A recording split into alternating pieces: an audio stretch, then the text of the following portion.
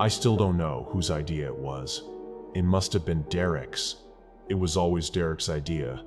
He had this way of making reckless things sound thrilling, and that Saturday night in the middle of winter, boredom had already done half the work for him. So when he brought up the old abandoned ski resort up on Mount Haverhill, we were all in before he'd even finished the sentence. There were 5 of us. Derek Miller, Ryan Lewis, Mia Davis, my best friend Jenny Ray, and me, Amy Green. We'd been a tight-knit group since middle school, always getting into trouble together, always following Derek into places we had no business being. Derek was the ringleader. Charismatic, always pushing boundaries, always testing limits. Ryan was his right-hand man, timid on his own, but fearless when Derek was leading the charge. Those two were inseparable. Mia was the newest addition to our group. She'd only moved to town the year before, quiet and reserved. But I think she craved our little adventures the way some people need air. Something at home wasn't right, though she never said what. Jenny and I had grown up together. 2 peas in a pod, as our mothers used to say. She was all heart and impulse, and I was all logic and caution. We balanced each other most of the time. We piled into Ryan's Jeep just after 8 that evening, giddy with nervous energy, everyone talking over everyone else. I remember the pit in my stomach as we pulled out of the driveway. That familiar feeling, half dread, half excitement, that always came with Derek's ideas. The Haverhill Resort had been abandoned for nearly 15 years. It closed after a horrible accident on the ski lift. The kind of accident that follows a place forever. No one had set foot there since, or so we thought. The roads up Mount Haverhill were narrow and slick, the Jeep's headlights cutting pale tunnels through the dark. I pressed my face to the foggy window and watched the birch trees blur past. Their bare branches clawed upward against the full moon, thin and white like reaching fingers, like they were trying to warn us. Jenny was squeezed beside me in the back seat, her fingers wrapped tight around my arm. I could feel the tension in her grip. It matched my own. In the passenger seat, Derek twisted the radio dial until it dissolved into static and he gave up on it entirely. He leaned back and filled the silence with stories instead. A ghostly figure seen gliding down the slopes after dark. Faint screams drifting from the ski lift on quiet nights. Rooms on the upper floors still lit up, as if someone were still checking in. Mia told him to stop. Her voice was flat and firm, the way it gets when something actually unsettles her. Ryan said nothing. His eyes stayed fixed on the road. We arrived at the base of the mountain just past 9, the resort looming larger with every turn of the road.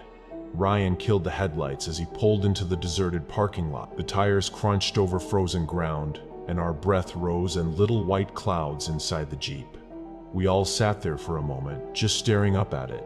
The lodge sprawled 3 stories high, half sunken into the mountainside behind it. Shingles had torn away from the angled roof. The upper windows were smashed open, dark and hollow, like empty eye sockets staring down at us. A stone chimney rose along one side, cold and smokeless. Behind the building, the ski lift chairs hung motionless on their cables. They swayed almost imperceptibly in the mountain wind, as if something had just stepped off. Derek was first out of the Jeep. His boots broke through the snow's crust as he walked toward the building, eyes moving eagerly over the crumbling walls. Ryan followed. Then Jenny and I huddled close. Mia came last, her steps slow, her eyes scanning every shadow. Up close, the damage was worse than it looked from the parking lot. The wood siding had faded to a dull gray, peeling away in long strips. Some sections had rotted through entirely, leaving gaps in the exterior that breathed cold, stale air into the night. Snow had piled thick on the sagging covered porch stretching across the front.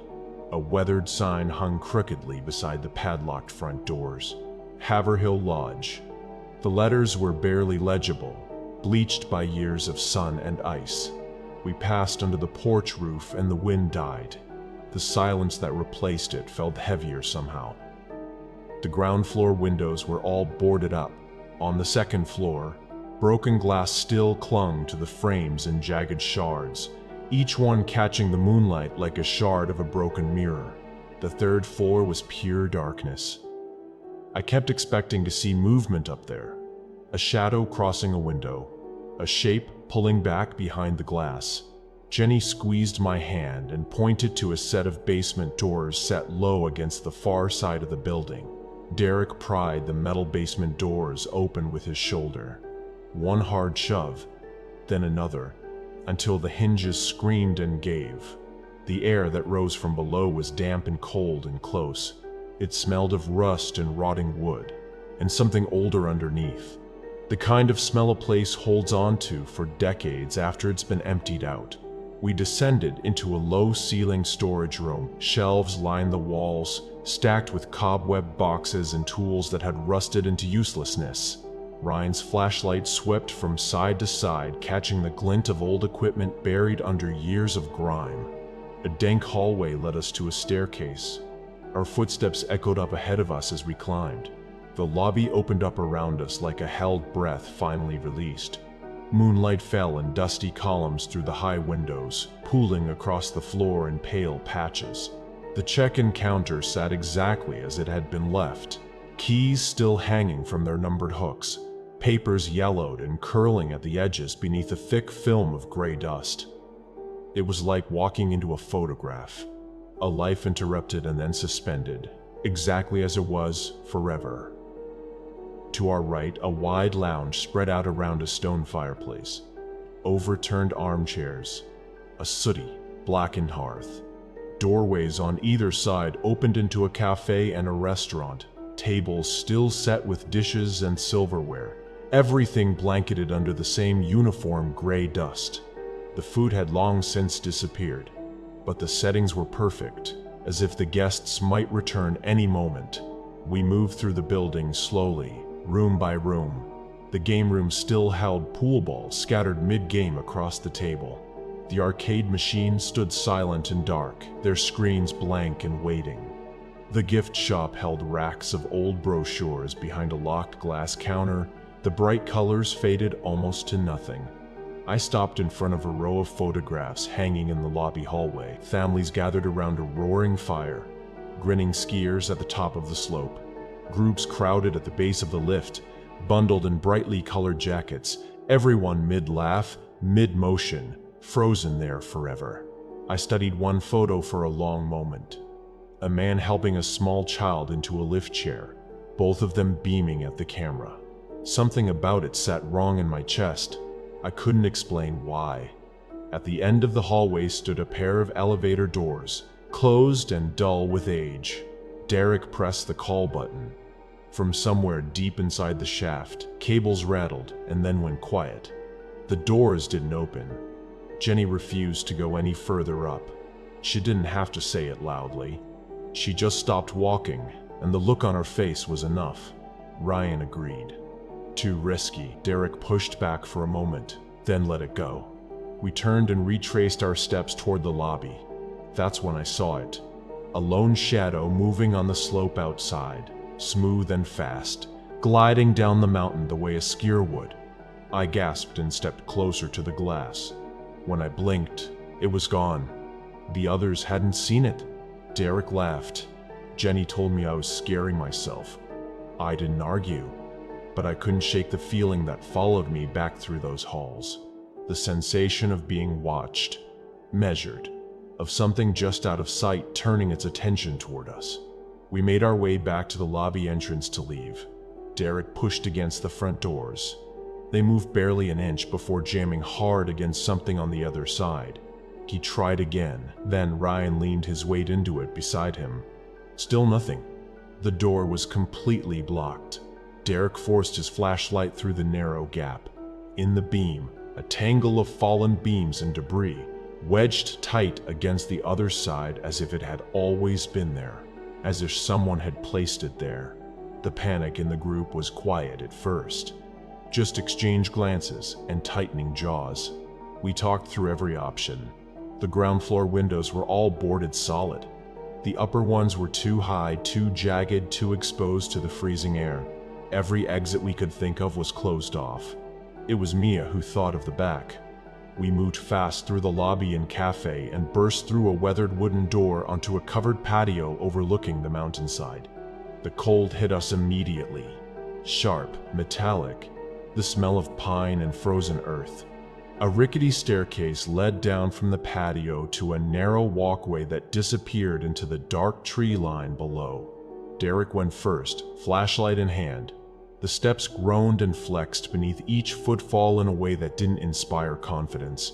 We went single file. Nobody spoke. The walkway was half buried under fallen branches and drifted snow. We squeezed through, cold water soaking into our shoes. Then, just as the trees started to thin ahead, a low mechanical hum started up somewhere above us. I knew what it was before I even looked. The ski lift. The chairs began to move, swinging slowly onto their cables, rising toward the mountain in their steady, looping procession. A bank of floodlights snapped on along the slope, flooding the hillside in cold white light. No one had touched a switch. No one was anywhere near the operator station. The lift had simply started. We made it to the Jeep. Ryan turned the key. The engine clicked once, twice, and died. He tried again, and again. Only silence answered him, and beyond that silence, the sound of wind picking up. The sky had changed while we were inside. A wall of gray cloud had swallowed the moon whole. Snowflakes began to fall, lightly at first, then harder, then all at once in dense howling sheets that turned the world white. Within minutes, the parking lot had disappeared. The lodge behind us faded into the storm. 20 minutes of trying the ignition got us nothing. The cold inside the Jeep turned serious. Our breath hung thick in the air. Then the headlights flickered once and died.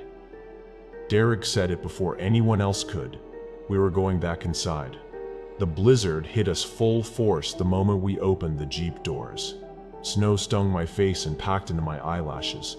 The wind was loud enough to swallow voices whole. We bent into it, arms locked together, and felt our way back toward the lodge. The storm had already erased our tracks. It was as if we had never left. Back inside, we scraped the snow from our clothes and stood in the dark corridor catching our breath. Then, we scavenged for wood, broken furniture, splintered chair legs, and built a fire in the old stone hearth. It caught slowly, then bloomed. Warm, flickering light spread across the dusty walls. We shed our wet jackets and huddled close. For a few minutes, the fire was almost enough. Outside, the snow rose steadily against the windows. The walkway we'd come from was already buried. Ryan's Jeep was a vague, dark shape disappearing into the white. We were in for the night. All 5 of us, trapped inside a building that had been locked for 15 years. None of us said what we were all thinking.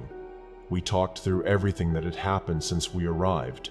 The blocked exit, the lift turning on with no power source, the blizzard closing in so fast it felt deliberate. None of it had an explanation. Mia sat with her knees pulled to her chest, eyes moving along the shadows at the edges of the room. Jenny stared into the fire. Ryan poked at the embers in silence. The cold kept creeping in despite the flames. I rubbed my arms, watching the firelight crawl up the peeling wallpaper, turning the old photographs on the walls into something sinister. Then the chime rang out, deep, resonant. It rolled through the lobby and settled somewhere inside my chest. I spun toward the sound. In the far corner of the lobby, half hidden in shadow, stood a tall grandfather clock. Dark wood, etched glass front. Its pendulum was moving. It chimed again and again. We counted each one in silence. 12. Midnight. Derek crossed the room slowly and stood before it. He reached out and touched the glass. His voice was barely above a whisper when he said it. That clock hadn't worked in decades. The last chime faded into nothing. The fire crackled. Somewhere above us, the building groaned against the wind. And then Jenny made a sound, a short, sharp intake of breath, and pointed at the mirror above the fireplace. Carved into the thick dust coating the glass, in jagged, desperate letters, were 2 words: "Get out." The cuts were deep. frantic, like someone had scratched them in a hurry, with trembling fingers, before they ran out of time. None of us moved. None of us breathed. We just stood there, staring at those 2 words and understanding, slowly, that whatever had been waiting inside this building had been waiting for us. None of us moved toward it. We just stood there, staring at those 2 words carved into the dust of the mirror, and the silence between us stretched until it felt like a held scream. Derek was the one who finally crossed the room. He ran his fingertips slowly across the letters, dragging clean trails through the grime. His voice came out flat, stripped of its usual confidence. He asked which one of us had done it. No one answered, because no one had. The unease coiling in my stomach had moved up into my chest now. I kept searching the room for something rational to hold on to. A draft that could have moved the dust, a crack in the wall, anything. There was nothing. Ryan pointed his flashlight toward a corridor leading off the main lobby. His hand wasn't quite steady. There was another one.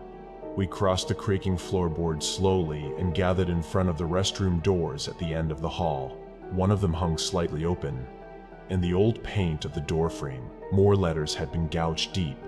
Help me. The cuts looked older than the ones on the mirror. The edges were worn smooth, like they had been there a long time. Like someone had left them behind long before we ever arrived. We stood reading those 2 words in the yellow beam of the flashlight, and that is when the giggling started. It came from the stairwell above us. A child's laugh, light and airy and completely wrong in that dark hollow building. It echoed down the steps and through the corridor and settled around us like cold air through a broken window. Jenny pressed herself against me. I felt her whole body go rigid. The giggling faded. Then the ski lift started up again outside. The pulleys ground and shuddered. The cables groaned under some phantom weight. The floodlights along the slope blazed back to life, their cold white glare cutting through the blizzard and flooding the windows with shifting, pale light. Mia backed away from the glass. Her voice cracked when she asked how. How was any of this possible in a building with no power? Derek shook his head. He didn't have an answer anymore. But the lift was only the beginning. It started as a murmur, indistinct at first. The way sound carries through walls in a building full of people. Voices. More than one. Then more than a handful. The creak and thud of doors opening and closing on the floors above us. Footsteps. The quick light steps of children running in a hallway. The heavier, purposeful stride of adults moving through corridors. Laughter. Real, warm laughter rolling down the stairwell from somewhere above. The pipes rattled inside the walls. The floorboard shifted and settled beneath invisible weight. And then, absurdly, impossibly, the smell of roasting meat drifted from the direction of the kitchen. Rich and warm, cutting through decades of cold and dust. This building had come alive around us. But there was no one there. No matter where we looked, down every corridor, into every doorway, the lodge was empty. The sounds moved through it like water through pipes, filling every room, every staircase, every corner. But not one living person appeared.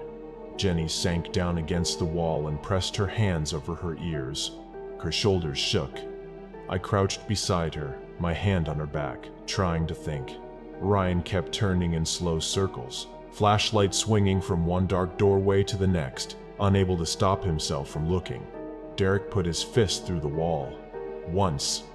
Then he stood with his knuckles bleeding, staring at the plaster dust settling at his feet. Music started up festive and bright, somewhere far above us. Glasses clinked in cheerful toasts. The sounds of a celebration in full swing, carried down through the floors of a building that had been empty for 15 years. Mia called out from across the room. She was at the window, staring up. Every floor of the lodge was lit. Orange light flickered behind every boarded window. Shadows moved behind the glass, the silhouettes of people passing through rooms, gathering, moving through their evening as if nothing in the world were wrong. The lodge was fully occupied. Every floor, every room, and we were completely alone inside it. I called out into the dark. I don't know what I expected. An answer, an explanation, something. Only the steady mechanical hum of the ski lift answered back. That was when the panic broke through whatever had been holding it back. We ran, first to the lobby doors, both of us shouldering into them, then all 5 of us together. The debris on the other side didn't shift by a single inch. Whatever had fallen against those doors was solid and fixed and immovable. We sprinted to the rear corridor, back toward the patio door we had come through. That one was jammed too. The handle turned, but the door held fast, as if something were braced against it from outside. Ryan kicked it twice and stepped back, breathing hard. Derek said it out loud. Some force was keeping us here. Deliberate, intentional. He told us to split up. Search every room, every window, every door, every possible exit. We scattered into the dark corridors while the phantom guests carried on their celebration above and around us. I moved fast through the ground floor, past the check-in counter, through the cafe, down a side corridor lined with offices and disused function rooms. I threw open every door. Nothing. Abandoned filing cabinets, stacked chairs, rooms that hadn't been touched in 15 years. Behind me, the sounds kept shifting. Card games in the staff dormitories, laughter echoing from the direction of the spa, the distant thump of music through the ceiling. I stopped at a window and pressed my face against the frosted glass. The blizzard outside had swallowed everything. The parking lot was gone. The walkway was gone. Even the tree line had disappeared into white. There was no getting out through the storm. Not on foot. Not in that. I made my way back. Everyone reconvened in the lobby with the same expression, pale, tight-lipped, empty-handed. Then Jenny heard something. A sound from down a corridor labeled daycare, children's voices singing softly. She was moving toward it before any of us could say a word. We found her standing in the doorway of a small room, torn picture books on the floor, faded crayon drawings still taped to the walls, a row of tiny coat hooks beside the door, all empty. The singing was coming from inside the walls. Jenny turned to us with tears running down her face and asked where they were. The voices didn't answer her. They just kept singing sweetly and endlessly, as if they would never stop. We returned to the fire. Mia sat on the floor with her arms around her knees, crying quietly. Ryan stood with his back to the wall, jaw tight, eyes unfocused. Derek had stopped talking. Only the ski lift kept its rhythm, steady, unhurried, repeating its endless loop up the mountain and back down again, like it had never stopped, like it had been running continuously since the night everything went wrong. Then Derek picked up the brass candlestick from the registration desk and swung it into the boards covering the nearest window. The planks didn't move. He hit them again, harder and again, and the wood refused to give. Whatever was holding this building closed was holding it from more than one side. He stepped back, chest heaving. That is when the shots rang out. Sharp, flat, close from the direction of the ski lift station outside. One shot, then another, then a burst of them. The phantom sounds filling the lodge cut off instantly, completely, as if someone had turned off a switch. The silence lasted less than 2 seconds. Then the screaming started. It came from everywhere, from the lift, from the upper floors, from the walls themselves. Voices breaking apart in terror. The groan of metal under catastrophic strain. A crack and a long tearing shriek that could only have been a cable snapping. Mia covered her ears and dropped to her knees. Then something arced through the window. A bottle, trailing a hissing orange flame behind it.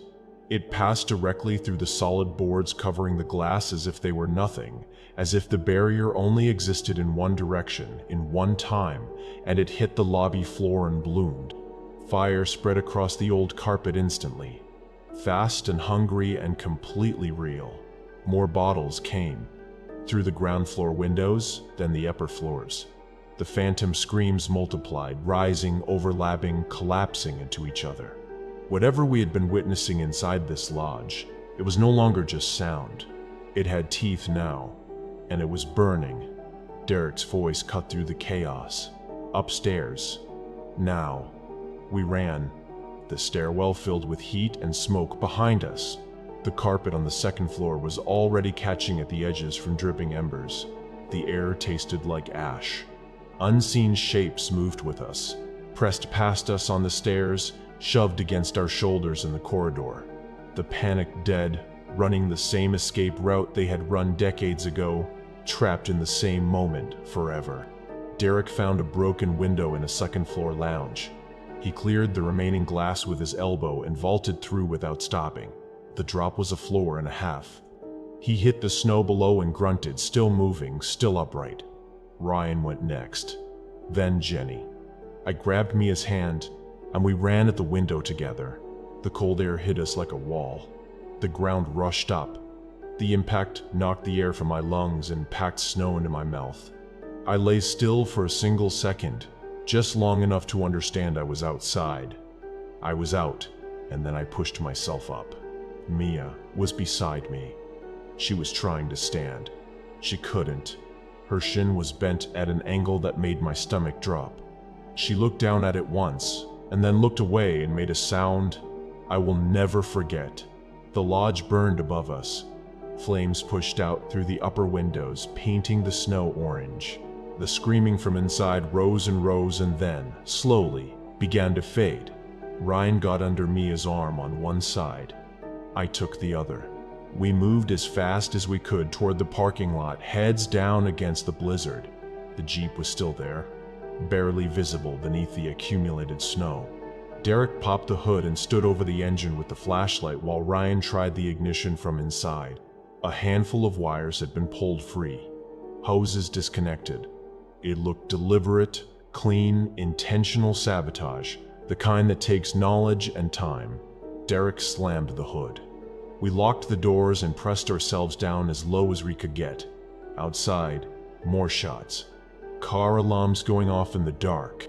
The sounds of people who weren't there anymore running for vehicles that wouldn't start. We waited. 10 minutes. Maybe more. The shots slowed, then stopped. The phantom sounds drained away, one by one, until only the storm remained. Then the headlights came on. Ryan stared at the dashboard. Then he turned the key. The engine caught. I heard myself make a sound I couldn't control, part sob, part laugh, and then Ryan had us moving. Headlights cutting through the white, tires spinning and then gripping the snow. No one spoke. We just drove. At the base of the mountain, Derek used his phone to report a fire. He kept his voice steady. He gave the location. He left everything else out. We reached the hospital just after 2 in the morning. In the waiting room, Jenny and I sat with our arms around each other, both of us shaking in a way that had nothing to do with the cold anymore. Mia was taken back quickly. Clean fracture, the doctor said later. She would heal. The police arrived before dawn. They told us there had been no fire. Officers had driven up to the Haverhill Lodge and found it exactly as it had always been. Dark, padlocked, undisturbed, collecting dust. Derek told them we had spooked ourselves. Overactive imagination. He apologized for wasting their time. The officers scolded us and left. We sat with that in silence for a long time. After Mia was discharged the following day, we gathered and started searching. It didn't take long. The accident at Haverhill had been covered, briefly, quietly, the way things that make powerful people uncomfortable tend to get covered. A ski lift malfunction, several guests unaccounted for. The official report cited mechanical failure and listed the cause as undetermined, but the details buried in older sources told a different story. Police had found bullet casings near the operator station. The lift mechanism had been interfered with, not worn down, not neglected, deliberately disabled. Witnesses who had managed to get out described a gunman firing on those who tried to flee. Molotov cocktails thrown at the lodge from the tree line. Cars in the parking lot that wouldn't start. The arsonist was never identified. The gunman was never found. Most of the missing guests were never recovered. The full account of that night was never made public. We had been inside it. Not a haunting, not a ghost story. Something stranger than that. A wound in time that hadn't closed. Replaying the last hours of people who had been murdered in that building and left without justice, without acknowledgement, without anyone to bear witness, until us. Get Out had not been a threat. Help Me had not been aimed at us. They had been left behind by someone who never made it out, scratched into the walls of a burning building in the last seconds before the end. Messages that had waited 15 years for someone to finally read them. We had heard them meet their end. We had run alongside them. We had felt the heat of the same fire. And then we had driven home, and the world had continued as if none of it had ever happened. In the weeks that followed, we each found our own way of carrying it. Some of us talked about it. Some of us couldn't. We never told anyone the full story. Not our parents, not our friends, not the police. There was no version of it that didn't sound like a lie. But we knew. All 5 of us, we knew what we had walked into that night. We knew what the Haverhill Resort had been holding inside it for 15 years, waiting for someone to stumble in and stay long enough to hear it. And sometimes late at night when the wind picks up outside my window, I still hear it. The ski lift, running its endless loop. The laughter drifting down from the upper floors. The silence that came after the shots. I don't think I will ever fully leave that building. I don't think it will ever fully let go of me.